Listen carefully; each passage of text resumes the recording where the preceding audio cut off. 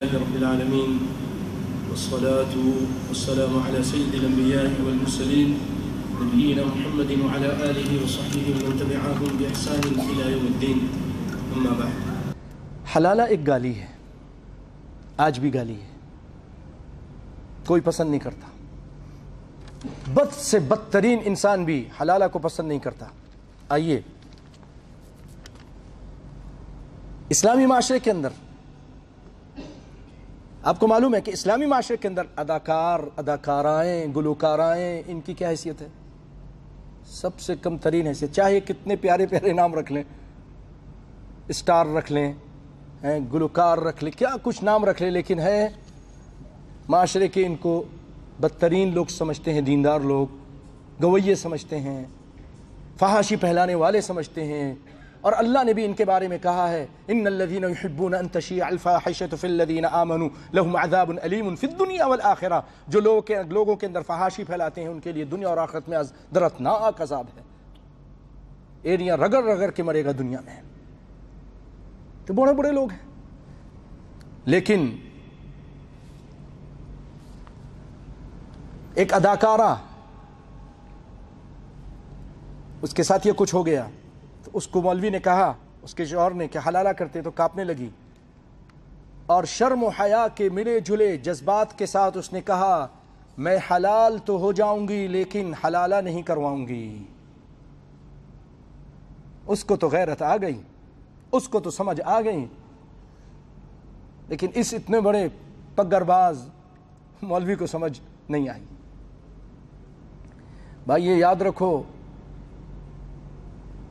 کوئی یہ نہ سمجھے کہ ہم کسی مسلک کے خلاف بول رہے ہیں.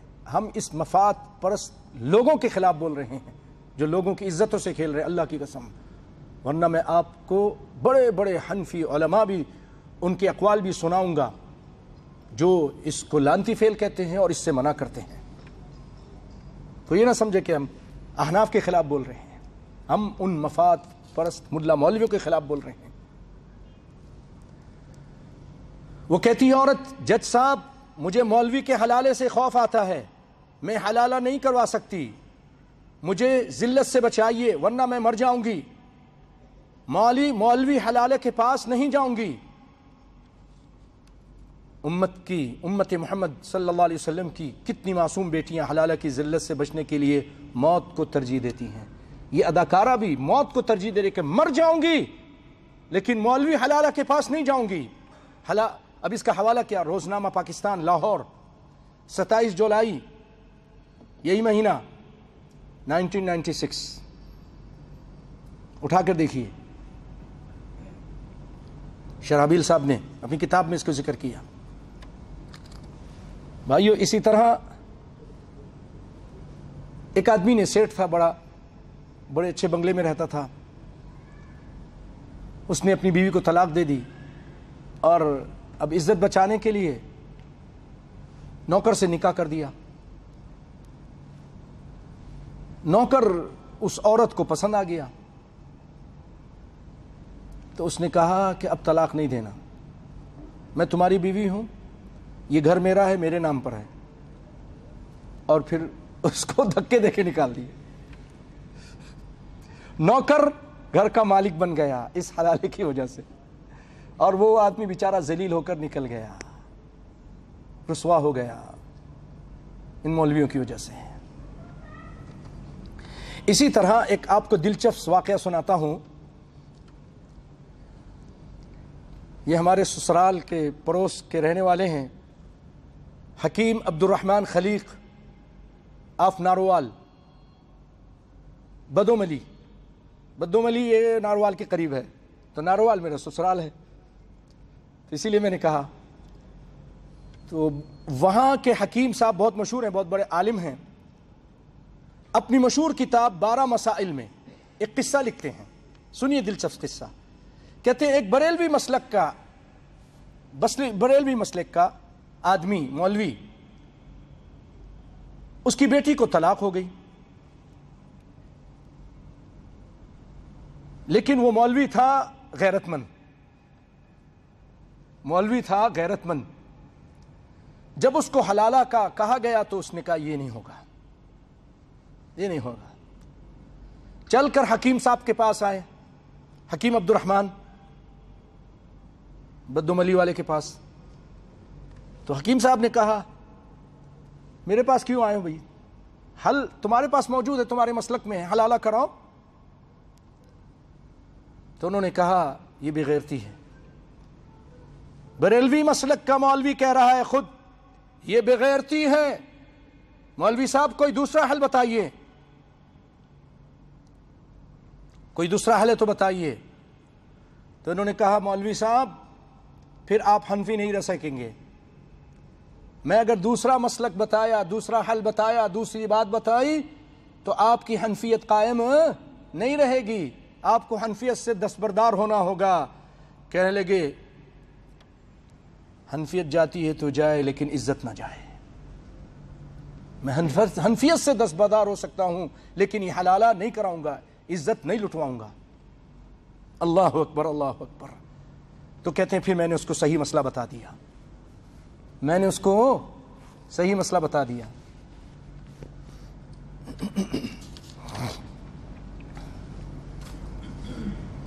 ایک اور قصہ سناتا ہوں آپ کو, بس یہ چند قصے سنا کر انشاءاللہ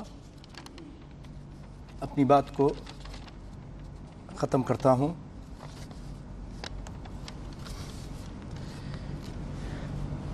ایک ہے حافظ ادریس صاحب, 8 بچوں کا باپ ہے.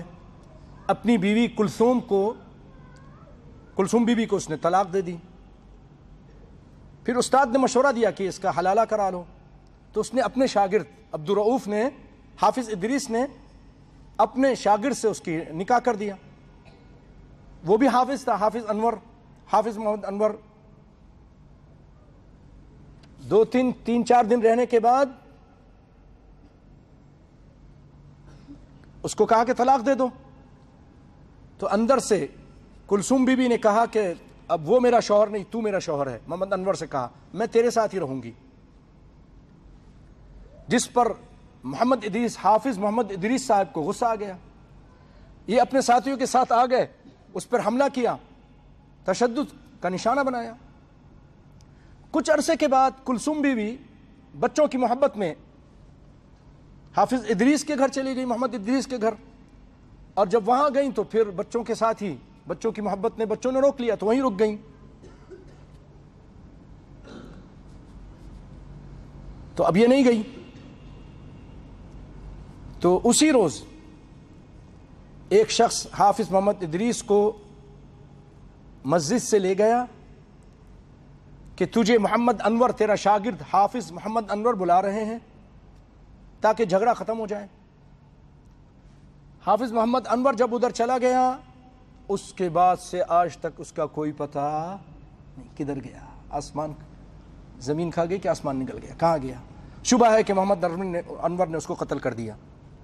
اور محمد انور کا پورا خاندان روپوش ہو چکا.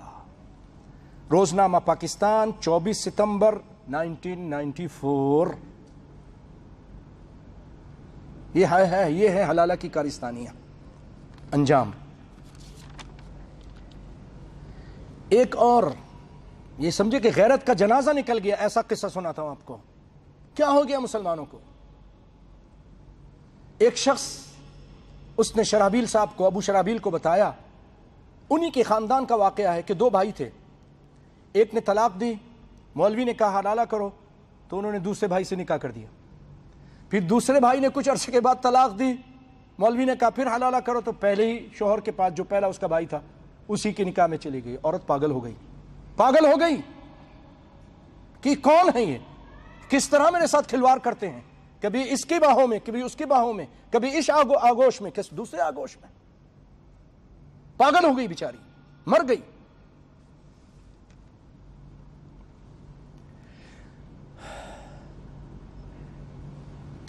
حلالہ کی چھری کتاب.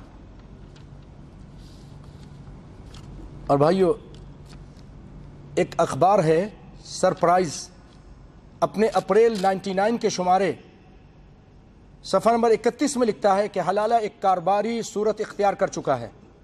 بہت سارے ایسے مولوی ہیں جو معاوضہ لے کر حلالہ کرتے ہیں. یوں ایک رات کے بعد دوسرے خاندان کے لیے شرن جائز ہونے کا سرٹیفکیٹ جاری کرتے ہیں۔ اس کاروبار میں ایک بڑی مسجد کے خطیب بھی شامل ہیں جو نہ صرف لوگوں کو حلالہ کی راہ دکھاتے ہیں بلکہ خود بھی نکاح کر کے حلالہ کرتے ہیں۔ ان مولوی صاحب کے کیے گئے حلالوں کی تعداد سنیں گے، حوصلہ ہے؟ اس مولوی صاحب نے ناجائز حرام کام کتنا کیا؟ 250 حلالے کیے، نسأل اللہ العافیہ۔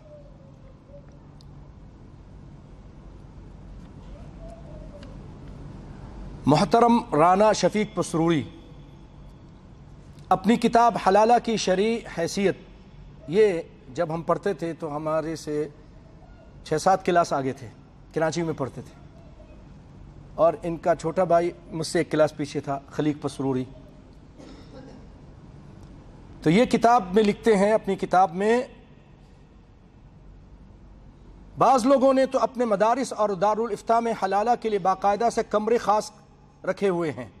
ہمارے ایک بزرگ کہتے ہیں کہ ہمارے ایک بزرگ دوست نے بتایا کہ میں ایک معروف روزنامے کے مفتی کے پاس بیٹھا تھا کہ ایک بہت بڑی تاریخی، غور سے سنیے، لاہور کی تاریخی مسجد، بہت بڑی تاریخی مسجد کے خطیب کا فون آ گیا۔ مفتی صاحب نے ریسیور اٹھانے کی بجائے وہ جو ایک بٹن ہوتا نا، پہلے ہوتا تھا فون میں مائک کھولنے کا، وہ دبا دیا، جس کے دبنے سے دوسرے لوگ بھی گفتگو سن سکتے تھے، سننے لگے۔ چنانچہ سلام دعا کے بعد خطیب صاحب فرماتے ہیں مفتی صاحب کو کہ مفتی صاحب بہت شکریہ، رات انہوں نے جو حلالہ کے لیے بھیجا تھا اس سے بہت لطف اٹھایا۔ یہ مولوی ہیں، لیکن یاد رکھیے اچھے بھی ہیں۔ میں خود مل چکا ہوں، جب میں کراچی میں تھا، جسٹس شفیع محمدی صاحب، یہ سندھ کے رہنے والے جسٹس شفیع محمدی، انہوں نے فیصلہ کیا، انہوں نے کہا حلالہ بے شرمی اور بے حیائی، حلالے سے بے شرمی اور بے حیائی پھیلے گی۔ ایسے علماء کی کمی نہیں جنہوں نے حلالہ کی سخت مذمت کی ہے، مثلا جسٹس مولانا پیر محمد کرم شاہ، یہ بریلوی ہیں لیکن حق بولتے ہیں، اس معاملے میں حق بولا۔ اس میں انہوں نے کہا کہ بے استثناء چند حضرات، اکثر مولوی بڑی معصومیت سے انہیں حلالہ کا دروازہ دکھاتے ہیں، اور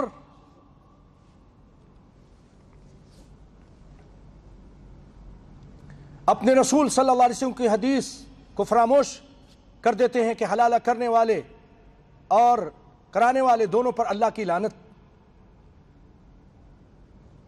جس کے کہنے پر حلالہ کیا جائے اس پر بھی لعنت۔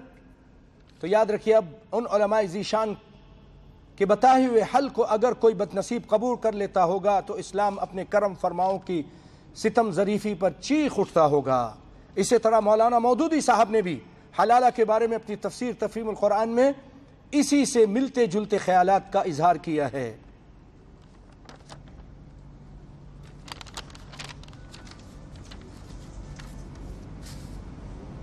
بھائیو، میں اسی پہ اکتفا کرتا ہوں۔ جسٹس حضرات اور بھی بہت علیہ علماء، ان کے اقوال، پھر نبی صلی اللہ علیہ وسلم کا جو فرمان، پھر اور دیگر علماء کا فتویٰ، وہ سب انشاءاللہ العزیز میں آئندہ آپ کے سامنے پیش کروں گا۔ اسی پر اکتفا کرتا ہوں اس دعا کے ساتھ کہ اللہ رب العالمین ان کہی ہوئی باتوں کو لوگوں کی ہدایت کا سبب بنا دے، لوگوں کی گھروں کو اجڑنے سے بچنے کا سبب بنا دے، ماؤں، بیٹیوں، بہنوں کی عزت اور عصمت کی حفاظت کا اس کو سبب بنا دے رب العالمین، اور ان درندوں کے درندگی سے رب العالمین حوا کی بیٹیوں کو بچا لے۔ بھائیو، اگر تھوڑے سے آپ غور کے ساتھ، 1 مرتبہ نہیں 2 مرتبہ آپ اگر سنیں گے تو انشاءاللہ اللہ نے چاہا تو آپ کو بات سمجھ آ جائے گی۔ جب بات سمجھ میں آ جائے تو قرآن و سنت پہ عمل کیجئے اور اس گندے عمل کو چھوڑ دیجئے۔ اللہ تعالیٰ میرا اور آپ کا حامی و ناصر ہو، ہمیں قرآن و سنت پر عمل کرنے کی توفیق عطا فرمائے۔ اسی طرح ایک گزارش یہ بھی ہے پیارے بھائیوں، جب آپ دیکھتے ہیں کہ یہ مسئلہ قرآن و سنت کے مطابق ہے، تو جیسے بریلوی مولوی نے قبول کیا کہ میں اس کو قبول کرتا ہوں، حنفیت جاتی ہے تو جاتی جائے، تو پھر آپ بھی تقلید کی بھول بھلیوں سے نکل کر قرآن و سنت کے شاہراہ پر آ جائیے اور قرآن و سنت کو اپنا لیجئے۔ وآخر دعوانا ان الحمد للہ رب العالمین۔